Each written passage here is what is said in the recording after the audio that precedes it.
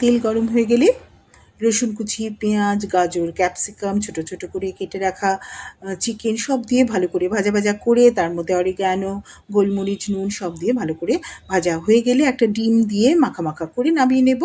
আরেকটা পুর তৈরি করছি, তাতে আমি পেঁয়াজ, আলু, ছোটো ছোটো করে কেটে রাখা চিকেন আর দেবো আদা রসুন পেস্ট, লঙ্কা, জিরে, ধনে, গরম মশলা সব দিয়ে খুব ভালো করে ভাজা করে জল দিয়ে সেদ্ধ করে নিয়ে শুকনো শুকনো হয়ে যাবে যখন, তখন একটু বেশ ধনেপাতা দিয়ে নামিয়ে নেব। এমনি করে আরেকটা পুর তৈরি করতে পারি।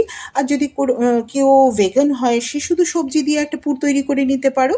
আর যদি কেউ ভেজিটেরিয়ান হও, মাছ মাংস মানে মাংস না খাও, চিকেন না খাও, সেক্ষেত্রে সে পনির দিয়ে চিজ টিজ দিয়ে একটা সুন্দর পুর তৈরি করে নিতে পারো।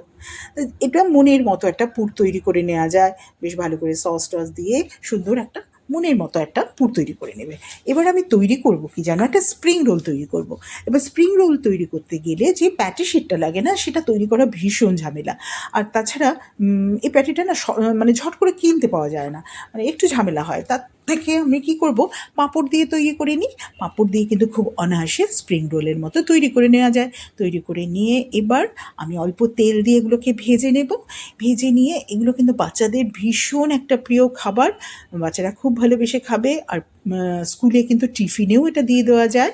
আর বাড়িতে যদি হঠাৎ কেউ চলে আসে, ঝটপট তাকে চায়ের সাথেও সার্ভ করা যায়। আর এক্ষেত্রে না আমি একটা কথা বলছি, সেটা হচ্ছে যে এই পুরটা তৈরি করতে একটু তো সময় লাগবে। তা সেই পুরটা কিন্তু আমরা তৈরি করে রাখতে পারি। একটা চিকেনের, একটা ভেজের বা একটা পনিরের একটা পুর যদি আমরা আগে থেকে তৈরি করে রেখে দিই, তাহলে কিন্তু এটা খুব কাজে লাগবে আমাদের।